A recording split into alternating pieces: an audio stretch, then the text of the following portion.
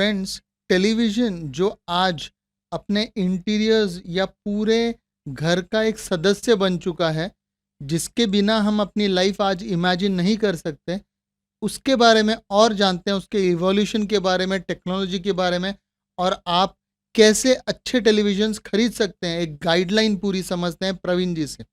Hello Praveen. हाय। मेरा पहला सवाल आपसे ये रहेगा कि मैंने तो पूरा ट्रांजिशन देखा है, इवोल्यूशन देखा है टीवी का। जी। तो मैंने ब्लैक एंड वाइट से कलर, और कलर से छोटा पतला पतला होते हुए बड़ा बड़ा होते हुए देखा हुआ है। जी। तो ओवरऑल इस जर्नी के बारे में आप कुछ बताना चाहेंगे?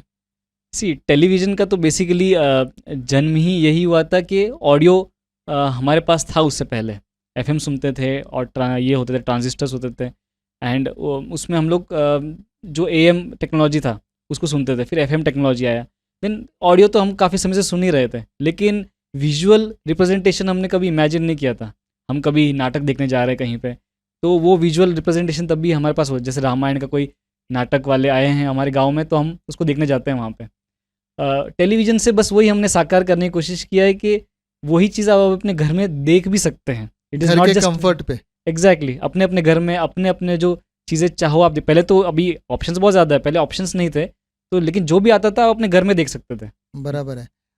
आपने रामायण का जिक्र किया है, इसीलिए मैं ये कहना चाहूँगा कि शायद कंसेप्चुअलाइजेशन ऑफ टेलीविज़न महाभारत में संजय के द्वारा हुआ था, जब वो पूरे युद्ध के बारे में बता रहे थे धृतराष्ट्र को। एग्जैक्टली। तो किसी भी डिज़ाइन या कोई भी इंस्ट्रूमेंट के डिज़ाइन के लिए कंसेप्ट सबसे इम्पोर्टेंट होता है। करेक्ट। तो वो शायद हो गया था हमारे पुराणों में ही, महाभारत में ही। यस जो आप यस समझ। यस।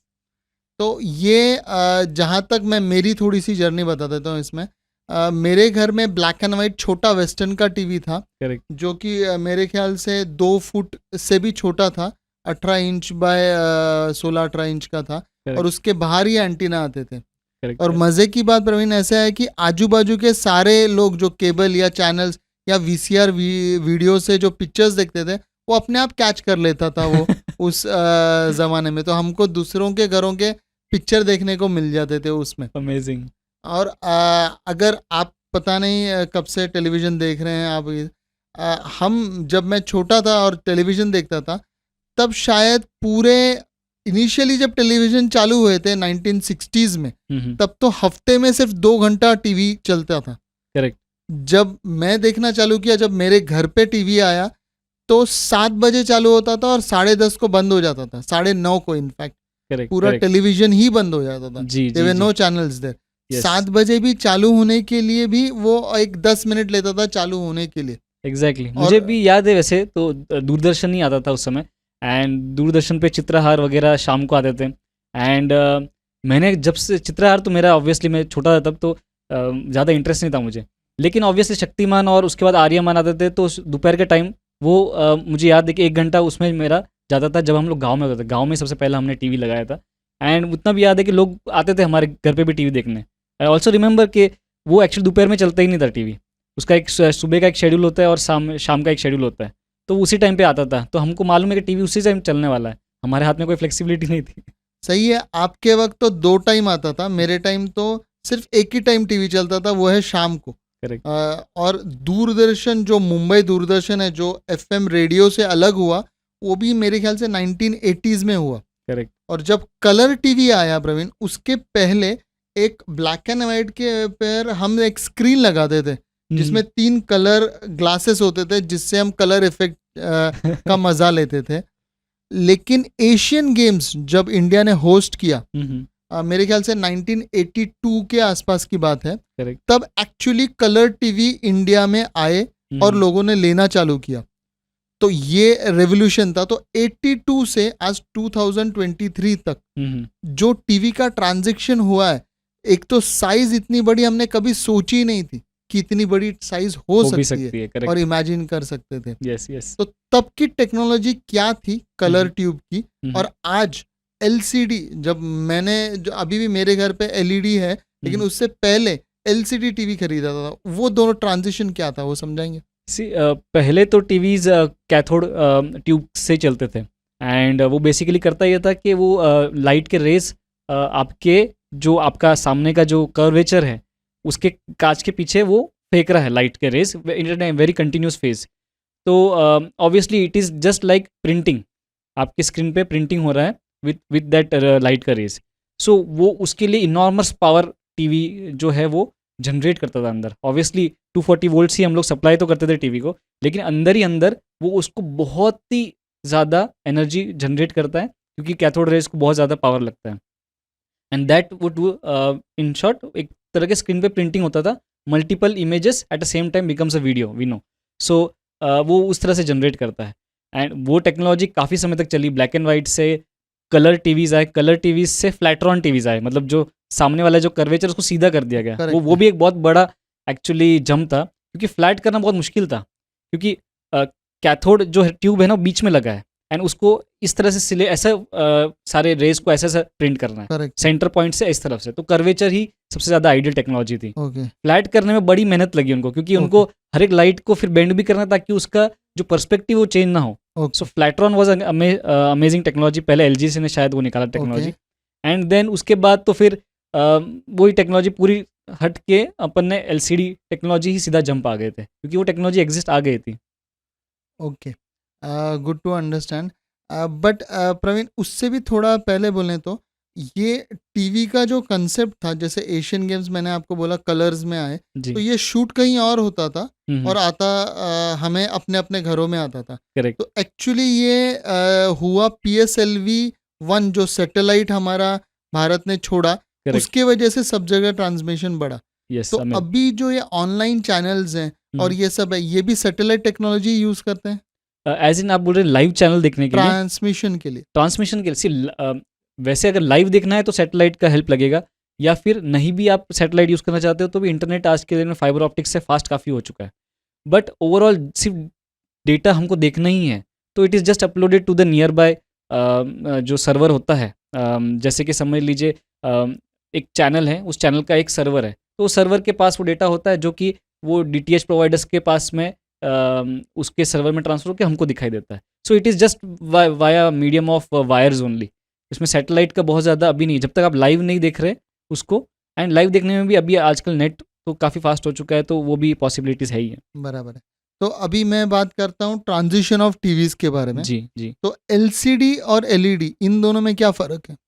सो LCD बेसिकली इसका फुल फॉर्म है liquid crystal display, and LED is light emitting diode. मतलब LED जो अपना लाइट्स होती हैं, same technology. And liquid crystal display में ये होता था कि पीछे लाइट्स लगी होती है, LED लाइट्स ही लगी होती हैं वो भी, लेकिन वो एक पैनल है, उस पैनल के ऊपर लिक्विड के क्रिस्टल्स होते हैं जो कि चार्ज्ड होते हैं, एंड उसके ऊपर वो पावर जैसा सप्लाई होता है वैसे वैसे वो लिक्विड क्रिस्टल अपना अपना रंग जो है वो बदल सकते हैं। सो जिस तरह का उसको पावर दिया जाता है उस हिसाब से वो अपना सिर्फ कलर चेंज करेगा हर एक पिक्सल। तो इतने इतने बारीक बारीक लिक्विड के क्रिस्टल से आप समझ लीजिए। सेम मतलब कोई उसमें रॉकेट साइंस नहीं है, सिर्फ उसको कलर तो दे रहा है, सिर्फ उजाला नहीं दे रहा है। बेसिकली टीवी का डिस्प्ले क्या है, एक तरह का लाइट ही तो है। पीछे से लाइट फेंकने की ही दूरी था, समझ लीजिए लाइट मैंने फेंकना चालू कर दिया, जो जो कलर्स जो वहाँ पे बन रहे हैं इलेक्ट्रिक चार्ज की वजह से वो हमको सिर्फ दिखना शुरू हो जाते हैं। सो दो चीज़ें हमने मिक्स कर दी। सिर्फ LEDs जो हैं इस केस में LCD में वो पहले साइड में भी लग के आती थी, जो एकदम बॉर्डर पे लगती थी और फिर अपने टीवी को उजाला देती थी। उससे क्या होता था कि साइड में ज़्यादा ब्राइट होती थी टीवी और सेंटर में थोड़ी सी कम होती थी। हाँ। उसके बाद जैसे ही टेक्नोलॉजी और एडवांस हुआ तो हमने LEDs को पीछे पीछे जमाना शुरू कर दिया। जैसे इतनी बड़ी अगर मेरी टीवी है तो LED ऐसे थोड़े थोड़े स्पेसिंग के हिसाब से मैं लगा देता हूँ ताकि सीधा फ्रंट में उसका इफेक्ट दिखाई दे और काफ़ी अच्छा डिस्ट्रीब्यूशन हो। So basically LED come and liquid crystal display आगे लगाने से वो LCD डिस्प्ले बन गया। एंड LED डिस्प्ले जो होता है वो प्योरली सारे जो पिक्सेल्स है, जहाँ उस केस में जो LCD में छोटा जो पिक्सल था जो लिक्विड का था, अभी इस केस में वो बल्ब ही बना दिया, यानी कि उस जगह पे उतना सा एक बल्ब लगा के रखा है जो कि जलता बुझता है या फिर कलर बनाता है खुद का। That is the basic difference. तो इनके लाइफ में कुछ डिफरेंस है, लाइफ स्पैन में, कि LED है LCD कौन सा ज़्यादा चलेगा या कौन सा आँखों को ज़्यादा हार्मफुल है, कौन सा अच्छा है? वैसे तो आँखों का हार्मफुलनेस तो दोनों में सेम है। अल्टीमेटली अंदर तो LED लगी है, आप दोनों को LED ही बोल सकते हो इस तरह से। सिर्फ लिक्विड क्रिस्टल का क्या है, वो अल्टीमेटली लिक्विड है एंड उसका सबसे बड़ा डिसएडवांटेज है अगर उसको कुछ अपन ने हार्म कर दिया, कुछ लग गया उसके ऊपर, तो वहाँ से वो लिक्विड का चार्ज या तो ख़त्म हो जाता है, और लिक्विड अपना इफेक्ट ही छोड़ देता है। सो उसमें क्या होता था, ब्लैक डॉट्स आते थे, या फिर कहीं कहीं से कलर छूट जाता था। तो उस वजह से लिक्विड क्रिस्टल डिस्प्ले ज़्यादा चले नहीं। तो एलईडी तो बेसिकली क्या है, हर एक इंडिविजुअल बल्ब है, अगर ख़राब होगा तो एक बल्ब ख़राब होगा। तो बेसिकली लाइफ मेरे ख्याल से एलईडी की ज़्यादा है कंपेयर टू एलसीडी। बराबर है। अभी मैं नया टर्म भी सुन रहा हूँ, QLED, मतलब ये क्या चीज़ है? क्यू एलईडी या बेसिकली वो एलसीडी ही है, मतलब एक तरह से एलसीडी यानी कि एक तरह का आईपीएस या वीए पैनल ही कह सकते हैं उसे। वो एक्चुअली एलईडी टीवी नहीं है। जो एक और टर्म चलता है ओ एलईडी टीवी, हाँ, ओलेड जिसको टीवी OLED, बोलते हैं, वो एक्चुअली एलईडी टीवी है। ओके, क्यूलेड इज जस्ट के हमने जो वो मैं पहले एलसीडी में बता रहा था ना आपको, पीछे ये जमाते थे, एलईडी के बल्ब जमाते थे हाँ, उन्हें रेगुलर इंटरवल्स। वो थोड़े से और अच्छे जमाना उन्होंने शुरू कर दिया, थोड़े ज़्यादा जमाना शुरू कर दिया है, तो उसको क्यू एलईडी बोला। बट वो क्यू एलईडी इज़ बेसिकली एक टाइप ऑफ आईपीएस या यही टीवी होती है। O LED is actually LED, मतलब हर एक जो बल्ब होता है अपने स्मार्टफोन्स में एमोलेड डिस्प्लेस होते हैं, वो बेसिकली एलईडी है, एक्चुअल एलईडी है। ओके। अभी मैं अपने घर के लिए जब टीवी लूँगा, जी। तो उसके लिए जो कि बदलने का वक्त भी आया है, तो उसके लिए साइज़, और मैं कितने डिस्टेंस पे कौन सी साइज़ टीवी देख सकता हूँ, और या आइडियल है आँखों के लिए हेल्थ वाइज़, और हाइट क्या रहनी चाहिए टीवी की? टीवी का साइज़ तो बहुत लोगों को ऐसा लगता है, अरे यार मेरे पास इतना बड़ा टीवी होना चाहिए। पहले तो ऐसा सपना होता है कि यार इतना बड़ा टीवी मैं लूँ। लेकिन वैसे इसके पीछे थोड़ा सा लॉजिकल अगर आप रीजनिंग डालो तो ज़्यादा सही है। जैसे कि अगर आपको अपने घर पे टीवी अपग्रेड करना है, जैसे आपके ही घर पे करना है, सबसे पहले तो आप ये देखिए कि आप उसको कितने दूर से देखने वाले हैं। तो डिस्टेंस की बात और डिटेल में करते हैं, लेकिन अगर आपने डिस्टेंस नोट कर लिया, तो आपको ये देखना है अभी कि मैं टीवी का साइज़ अकॉर्डिंगली मैं चूज़ करूँगा। टीवी के साइज़ आते हैं क्या है, मतलब अभी तो 24 इंचेस टीवी बहुत कम बनते हैं, but 32 inches and then 40 inches, 42 inches, 43, 50, 55, 65, 75, 85 ऐसे साइजेस में आते हैं। तो जनरली हम लोग क्या करते हैं, मेरे पास 65 लेने का पैसा है तो मैं ले लेता हूँ 65। इसमें सिर्फ एक ही प्रॉब्लम आती है कि एक तो आप कंटेंट उसमें क्या देखने वाले हो। अगर आप उसमें केबल टीवी देखने वाले हो तो शायद आपको 65 का मज़ा नहीं आने वाला है, क्योंकि अल्टीमेटली रिजोल्यूशन ही आपको वो 65 जैसा नहीं मिलने वाला है। एंड देन आपको अभी डिस्टेंस की बात करते हैं। जनरली के एक बहुत सी सिंपल सा थंब रूल है, आपका आंखों का एक व्यूइंग एंगल है, फील्ड ऑफ व्यू कहते हैं जिसे, वो मेंटेन करने के लिए आप, मतलब एक तरह का इतना मुझे 75% या 45% ऑफ द जो मेरा आई का व्यू पॉइंट है उतना ही कवर करना चाहिए टीवी को। अगर बहुत ज़्यादा बड़ी टीवी लेते हैं तो फिर वो आंखों में समाती नहीं है, और बहुत ज़्यादा छोटी लेते हैं तो हमको कॉन्सेंट्रेट करके देखना पड़ता है। सो आइडियली थंब रूल के हिसाब से आप मान के चलिए, जितना टीवी का साइज़ है, समझ लीजिए 43 इंच का टीवी है, तो उसको मिनिमम डबल डिस्टेंस यानी 43 इंटू 2 86 इंचेस, या फिर maximum 3 times of the size of a display. So समझ लीजिए उसको 3 टाइम्स आप जितना करेंगे उतना इंचेस से आप उसको देखें, तब तक the viewing distance is very apt. Okay, यानी कि इतने से देखोगे आप तो अपनी आंखों को भी एटलीस्ट कॉन्सेंट्रेट नहीं करना पड़ेगा, एंड बहुत ज़्यादा ऐसा भी नहीं लगेगा आप वाइड ओपन करके उसको देख रहे हैं। करेक्ट तो है। डिस्टेंस आप ऐसा मेजर करेंगे तो उसके आपसे इसका आप रिवर्स कैलकुलेशन भी कीजिए। समझ लीजिए आपको मालूम है कि मेरे सोफे से टीवी का जो डिस्टेंस है वो 8 फुट ही है, हम्म, तो उसको आप रिवर्स कैलकुलेट करके अपना टीवी का साइज़ भी निकाल सकते हैं। ओके, तो this is about the overall distance and height. तो वैसे बेसिकली इसके कुछ इंटीरियर डिज़ाइनर्स ने कुछ तो स्टैंडर्ड बना रखे हैं कि नीचे से ज़मीन से टीवी का बेस आप 36 इंचेस या फिर 900 रखिए, वो स्टैंडर्ड है। बट ये स्टैंडर्ड आप इजीली ब्रेक कर सकते हैं। इसमें सिर्फ आप ये देखिए कि बहुत ज़्यादा आई लेवल से ऊपर ना आप उसे लगाएं, नहीं तो क्या है, बहुत लोग के पास है ना एक्चुअली वो स्टैंडर्ड बनाए गए हैं ताकि आप सोफे से बैठ के या किसी चेयर पे बैठ के वो टीवी देखें। लेकिन इंडिया में तो बहुत जगह इंडियन सीटिंग होता है जो कि बहुत नीचे होता है, एंड फिर बहुत लोग ज़मीन पे बैठ के भी टीवी देखते हैं, तो उनके लिए फिर वो टीवी हाइट बहुत ज़्यादा ऊँची हो जाती है। तो इसके केस में आप ये देखिए कि आई लेवल से जितना मैच कर सको आप उतना बेहतर है। बहुत ज़्यादा ऊपर मत लगाइए, बहुत ज़्यादा नीचे मत लगाइए, that would be ideal.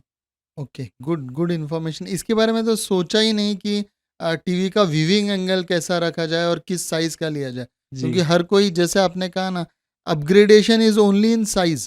Correct. तो अभी upgradation in terms of display हम मालूम करते हैं। एलईडी से ऊपर, जैसे कि अभी 4K 2K 8K ये सब डिस्प्लेज हैं, ये एक्चुअली है क्या, और इनमें जाना चाहिए कि नहीं? सो पहले हमने बात की एलसीडी एलईडी डिस्प्लेस, ये एक टाइप ऑफ पैनल है, type of technology of display है, लेकिन उससे रिजोल्यूशन का कोई संबंध नहीं है।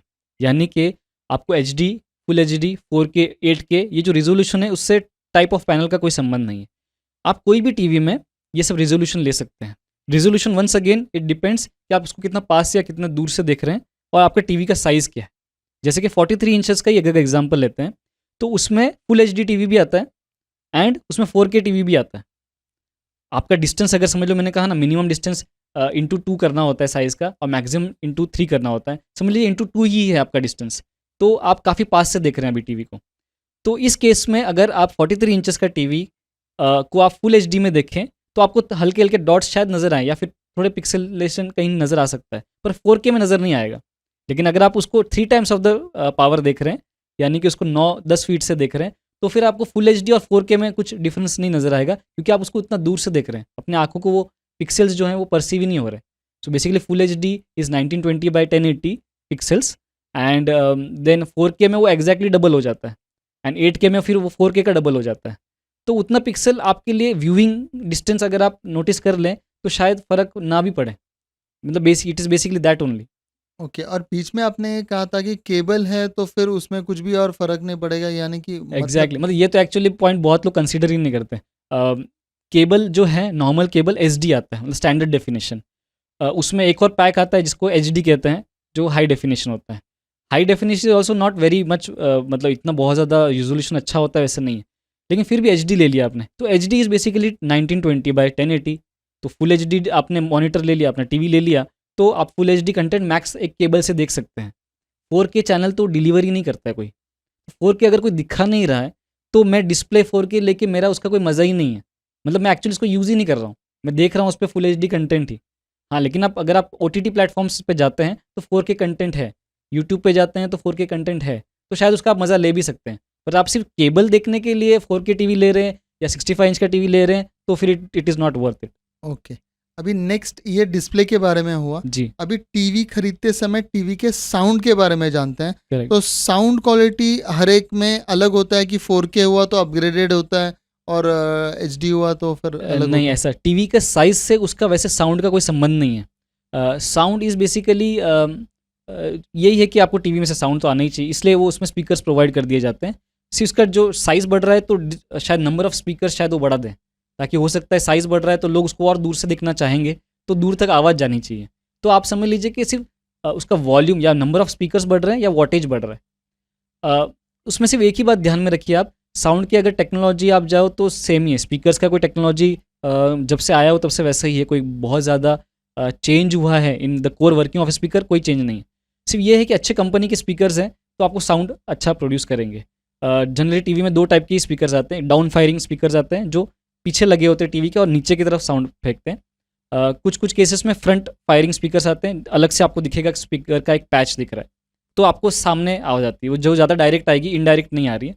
एंड किसी किसी केस में टीवी वाले रिकमेंड करते हैं आप साउंड बार लगा लीजिए, क्योंकि टीवी को पतला बनाने के इसमें सब लगे हुए हैं, तो स्पीकर्स को आप छोटा नहीं कर सकते। स्पीकर्स इज़ इक्वली प्रोपोर्शनल, जितना उसका साइज़ होगा उतना ज़्यादा वो आवाज़ प्रोड्यूस करेगा, उसको छोटा करने से आवाज़ वो कम कर देगा। तो अगर टीवी स्लिम लेना चाह रहे हो आप तो आप उसके साथ साउंड बार ले लीजिए एंड उसमें आप फिर कितना भी वॉटेज का लेते हो, कितना भी आपको शौक है उतना आप ले सकते हो। ओके, अभी टीवी के अंदर जो स्मार्ट टीवी होता है और एक दूसरा एंड्रॉयड या गूगल टीवी होता है, जी, तो ये क्या है? और एक प्रवीण, मुझे जो डाउट आ रहा है कि हर एक ब्रांड, जैसे कि आईफोन का खुद एप्पल का टीवी, टीवी है, एप्पल टीवी है, जी, या आपका वन प्लस का टीवी आया है, जी, इवन जियो टीवी आया है। करेक्ट, तो एग्जैक्टली क्या लेना चाहिए, मतलब टीवी लेते समय तो ये, क्योंकि मेरे ख्याल से लॉन्ग टर्म इन्वेस्टमेंट है, करेक्ट। रादर अनलाइक फोन्स जो हम 2-3 साल सो में बदलते हैं। Basically this is the differentiation is of operating system. तो जो ऑपरेटिंग सिस्टम है वो जो रेगुलर स्मार्ट टीवीज होती है वो खुद ही का ही कुछ तो ऑपरेटिंग सिस्टम होता है उसके अंदर। जैसे स्टैंडर्ड जो सैमसंग की टीवीज आती है उसके अंदर उनका खुद का एक ऑपरेटिंग सिस्टम है। एलजी का जो टीवीज आती है उनके खुद का एक ऑपरेटिंग सिस्टम बना के रखा है उन्होंने। फिर एप्पल का खुद का है एंड एंड्रॉयड टीवीज है वो एंड्रॉयड पे बेस्ड है बेसिकली। तो ऐसे खुद के इनके ऑपरेटिंग सिस्टम्स हैं, उनके वो फीचर्स खुद ही डिसाइड करते हैं। बट एंड्रॉयड टीवी का हमको पता है कि जो चीज़ आपके फ़ोन में चल रही है वो सेम चीज़ आप उसमें भी चल सकती है। जैसे कि जो ऐप्स आपके अंदर हैं, OTT के ऐप्स हैं, यूट्यूब है, वो सब चीज़ें आपके टीवी में चल सकती है। That is well understood when we take an Android TV. And same चीज़ एप्पल के साथ में भी है। एप्पल टीवी तो बेसिकली टीवी नहीं है, लेकिन एप्पल टीवी भी बेसिकली जो चीज़ आपके ऐप स्टोर, एप्पल का ऐप स्टोर प्रोवाइड करता है, ऑलमोस्ट सेम इफेक्ट उसमें भी आप इमेजिन कर सकते हो। उसमें भी वो ऐप्स आप डाल सकते हो, OTT के ऐप्स। कुछ कुछ जो हैं जो एंड्रॉयड या एप्पल बेस्ड नहीं है, जैसे LG सैमसंग के जो रेगुलर टीवीज आते हैं, वो फिर उनके लिए ऐप्स बनाए जाते हैं। जैसे नेटफ्लिक्स का ऐप उनके लिए उस ऑपरेटिंग सिस्टम के लिए बनाया जाएगा, वो सेम ऐप नहीं है जो कि आपको एंड्रॉयड में वगैरह मिलता है। तो ये तो सारा ऑपरेटिंग सिस्टम का डिफरेंस हो गया। एक जो आपने पूछा था ना एप्पल टीवी और जियो टीवी ये सब क्या है, ये सब बेसिकली एक type of setup box imagine कर लीजिए इसको। वो एक्चुअल टीवी नहीं होती है। इनबिल्ड सेटअप बॉक्स है। हाँ, मतलब इनबिल्ट भी नहीं है, एंड्रॉयड टीवी में इनबिल्ट होता है, एप्पल और जियो टीवी में और बाकी अमेजॉन फायर स्टिक में ये एड ऑन टू टीवी है। यानी कि आपको एक बॉक्स लेना पड़ेगा या फिर एक प्लग इन डिवाइस लेना पड़ेगा, वो पड़ा रहेगा आपके पास, वो आप अपने टीवी के HDMI में कनेक्ट करेंगे और इसके अंदर का जो कंटेंट है वो आप अपनी टीवी में देख सकते हो। That's the only thing. सारा ऑपरेटिंग सिस्टम, सारा माल जो है वो इसके अंदर ही है। आप टीवी का सिर्फ डिस्प्ले और उसका साउंड बेसिकली यूज़ कर रहे हैं उस केस तो में। आपका ये कहना है कि हमारे जो पुराने टीवीज हैं, मतलब पुराने, बहुत पुराने नहीं, LCD LED, हाँ, हाँ। उनके अंदर हम अगर ये प्लग इन करें तो वो स्मार्ट हो जाएंगे। Yes exactly. सिर्फ HDMI उसके अंदर इनपुट होना चाहिए, क्योंकि मैक्सिमम जो इनपुट पॉइंट्स होते हैं वो HDMI एक्सेप्ट करते हैं। तो HDMI अगर आपके अंदर है तो आप एग्जिस्टिंग जो टीवी है आपका उसको भी आप स्मार्ट बना सकते हैं बिना तो किसी होम investment थिएटर और किसी और अप्लायंसेस को, जैसे कि अगर मुझे टीवी स्क्रीन को हम्म, मेरे लैपटॉप या कंप्यूटर से जोड़ना है, जैसे वर्क फ्रॉम होम मैं अक्सर करता रहता हूँ, करेक्ट। एक तरफ में मुझे शेयर मार्केट का कुछ देखना है, तो फिर मैं वो कैसे करूँगा उससे? उसके वैसे दो तरीके हैं। पहला तो तरीका है कि सीधा मिरर करना उसको, यानी कि आपके जो डिस्प्ले पे आप देख रहे हो वही एग्जैक्टली उसके ऊपर दिखेगा, जो कि सब ऑलमोस्ट आज के सारे टीवीज़ वो सपोर्ट करती है। टीवी में वाईफाई है और एंड्रॉयड है, तो सीधा आप क्रोम कास्ट से उसको कास्ट कर सकते हो अपने डिस्प्ले को उसके ऊपर वायरलेसली। अदरवाइज़ आप HDMI केबल लेते हो, अपने HDMI पोर्ट ऑफ लैपटॉप या इसमें कनेक्ट करते हो, उसमें कनेक्ट करते हो, तो आप उसको एज ए एक्सटेंशन भी यूज़ कर सकते हो। यानी कि मेरा डिस्प्ले पे कुछ अलग दिख रहा है और उस डिस्प्ले पे कुछ अलग दिख रहा है, ऐसा भी कर सकते हो, या फिर मिरर भी कर सकते हो। दैट इज़ अपॉन यू, आपको एग्जैक्टली क्या करना है। लेकिन ये सजेस्टेबल नहीं है, क्योंकि मॉनिटर का जो टेक्नोलॉजी है वो अलग तरह से बनाया गया है, पास में देखने के हिसाब से बनाया गया है, और टीवी को दूर से देखने के हिसाब से बनाया गया है। तो आप इतने पास से जब टीवी को देखोगे तो आपकी आंखों के लिए वो अच्छा नहीं है। तो लेकिन हाँ, आप दूर से ही देखने वाले हो, मेरा लैपटॉप इधर है पर टीवी उधर है, तो उधर कुछ बड़ा चल रहा है, कुछ चार्ट चल रहा है, जैसे कुछ आपको स्टॉक देखना है तो उसका चार्ट चल रहा है तो आपको सिर्फ दिखता रहेगा दूर से ही, तब तक ठीक है। बाजू बाजू में लेके बैठोगे तो it is not ideal. Okay, got it.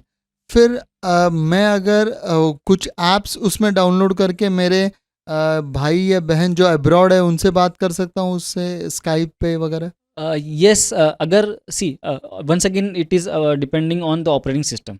Android है, एप्पल है, और या फिर अमेजॉन फायर स्टिक, इनके है ना बहुत सारे ऐप्स ऑलरेडी आते हैं, लेकिन कोई रेगुलर टीवी में आप ये नहीं कर सकते। ऑपरेटिंग सिस्टम है एंड्रॉयड समझ लीजिए, तो एंड्रॉयड में तो स्काइप आता ही है एंड व्हाट्सएप भी आता है, हर एक चीज़ आती है।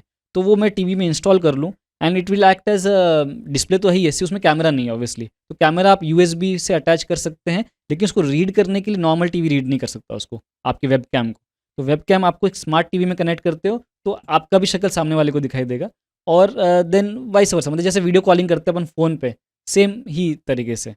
ओके, तो इसका मतलब हमें स्मार्ट टीवी अपग्रेड करने के लिए लेना चाहिए, ये आप सजेस्ट करते हैं? जी, जी।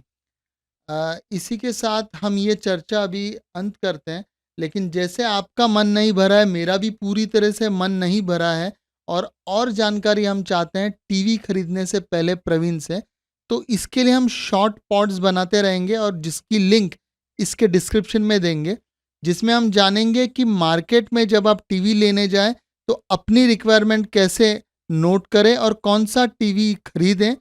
आपको पूरी गाइडलाइंस मिलेगी। More about TV, more about design of TV in future pods, link in description below. Don't forget to subscribe us. Bye.